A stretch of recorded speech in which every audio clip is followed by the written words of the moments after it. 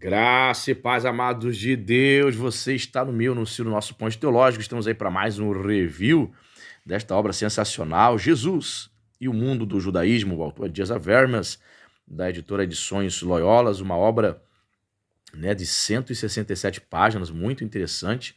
Ela é uma coleção aqui, Bíblica Loyola, esse é o número 17. Olha, pelo que eu estava pesquisando aí na internet, existe mais de 70 obras aí em vários assuntos, né? Até mesmo comentários, né, sobre das cartas paulinas.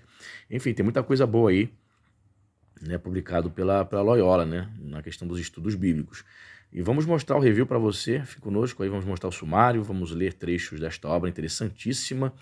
E para você que não me conhece, eu sou o pastor Anderson Porto, estamos aqui nas internets da vida, compartilhando conhecimento, né? Os estudos teológicos, eles também são publicados tanto por editoras protestantes como por editoras católicas. Por isso nós compramos, lemos e recomendamos, né, estas obras para o estudioso da teologia, tá certo?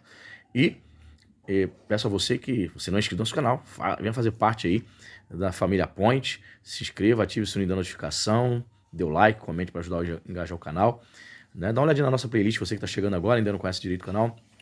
Nós temos outros vídeos, né? Videoaula, 86 videoaulas de teologia para iniciantes. Nós temos mais de 50 videoaulas sobre o curso da história da teologia. Temos também uma nova série lá.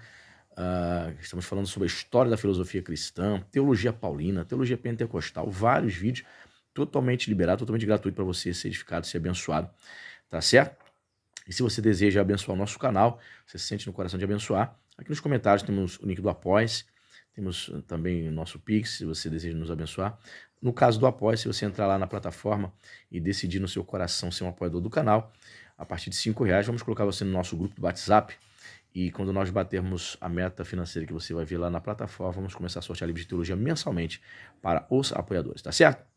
Jesus e o mundo do judaísmo, Jas Vermas. Vamos dar uma olhadinha aqui, uma sinopse só. Que diz a sinopse, ó. Os estudos contidos neste livro levam mais longe a investigação realizada nos livros de Jas Vermas.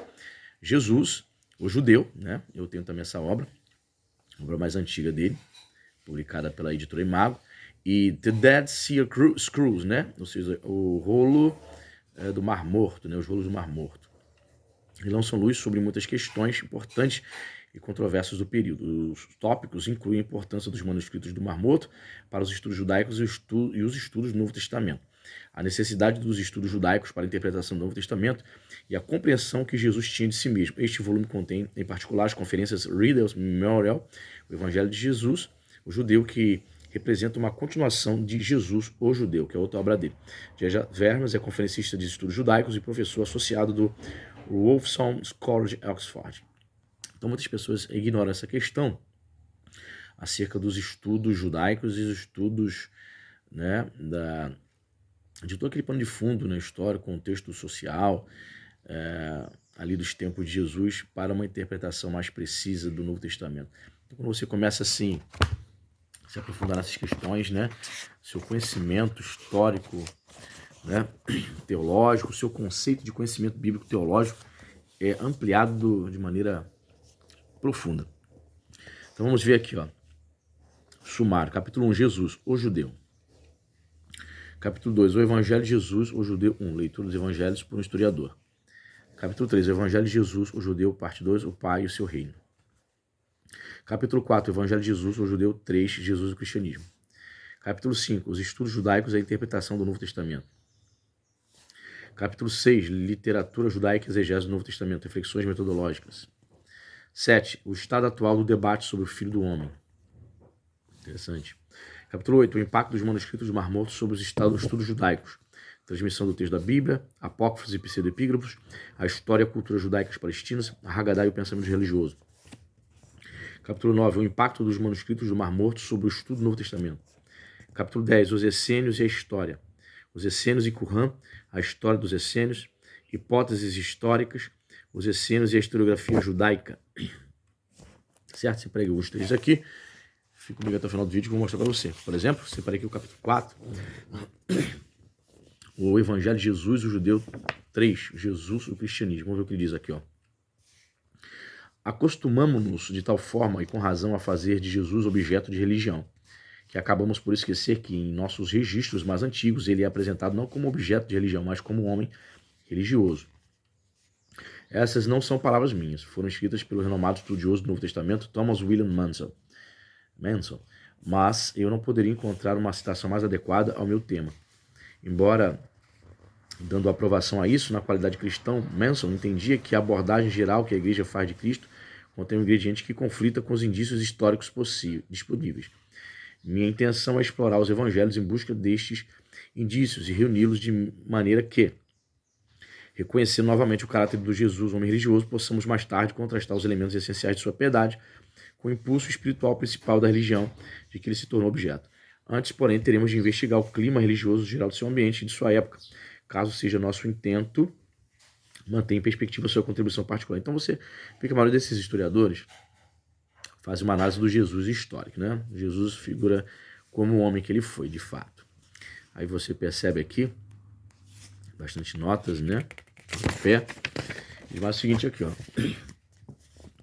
Nesse contexto mais ampla, a noção da soberania divina, como vimos na discussão da ideia do jugo do rei, estava associada com o jugo da lei, a Torá sendo mesmo intercambiável com ela, conhecida na Bíblia hebraica como a lei de Deus ou lei de Moisés.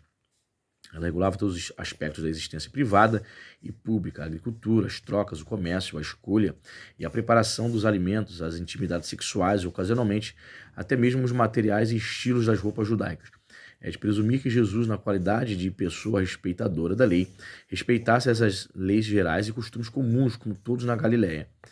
Acolhendo o modo de vida aceito, ele deve ter se adaptado espontaneamente a alguns preceitos bíblicos. Os evangelhos o mostram também cumprindo as leis que regulam as atividades religiosas propriamente ditas, participando do culto sinagogal no sábado. Aí tem os textos aqui. Visitando o templo de Jerusalém como peregrino, Marcos 11:15, e celebrando a Páscoa, Marcos 14:15-16. Alguns estudiosos deduzem das referências ao Cráspidon, a borda ou franja da roupa de Jesus, que ele deve ter observado estritamente a Torá, mas ele pode simplesmente ter se vestido como se os patrícios galileus. Se suas próprias franjas ou zirrotes tivessem sido incomumente longas, ele dificilmente teria sido descrito criticando os outros por exibirem-nas com demasiada ostentação.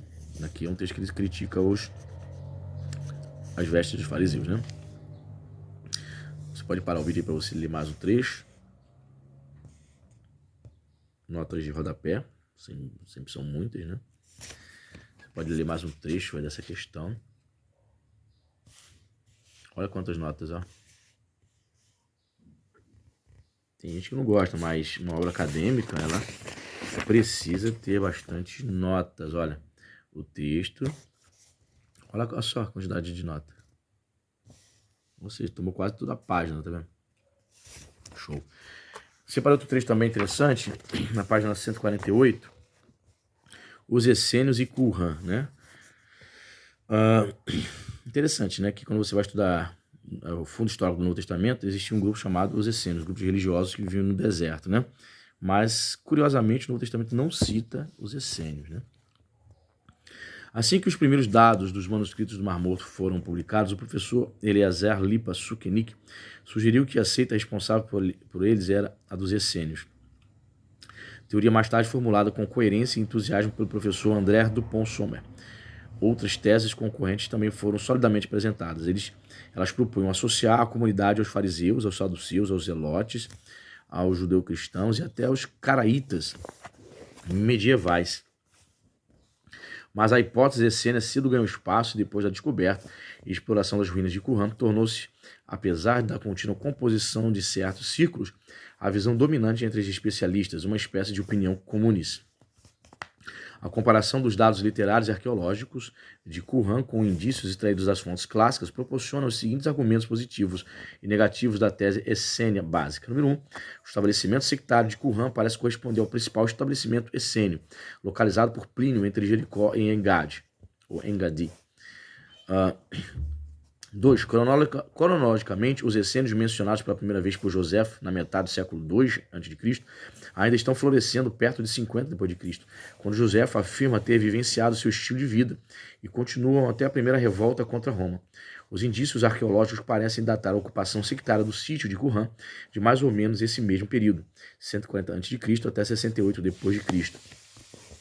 Nesse contexto geográfico e cronológico, a vida comum descrita nos dois tipos de fontes, bem como os ritos, doutrinas e costumes da comunidade, exibem semelhanças tão numerosas e marcantes que a tese que equipara os sectários de Qumran com essenos é bastante provável. Você pode parar o vídeo aí para ler mais detalhes aí, interessante, né? A história dos essênios, ó. Você pode dar uma paradinha do vídeo.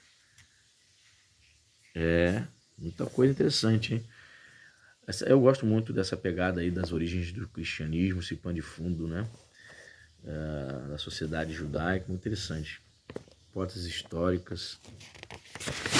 O cristão, né, ele precisa estar por dentro, né? O estudioso, né? Ele é cristão, mas não é estudiosa. Se você é um estudioso, se se interessa por esses assuntos, tá aí mais uma obra interessantíssima. Tá certo? Para o vídeo não ficar longo, termino por aqui este review. Diz para mim aí, ó, Jesus e o mundo do judaísmo, diz para mim se está no seu radar, meu nobre. E essa coleção, hein? Dá uma olhadinha só para você ver, dá uma pesquisada lá na Amazon, para você ver quantas obras interessantíssimas dessa coleção. Esse aqui é o número 17, eu já vi até 78, 70 e poucos livros dessa coleção, muito interessante. Deus abençoe, comente aí, dê o seu like, até a próxima, em nome de Jesus.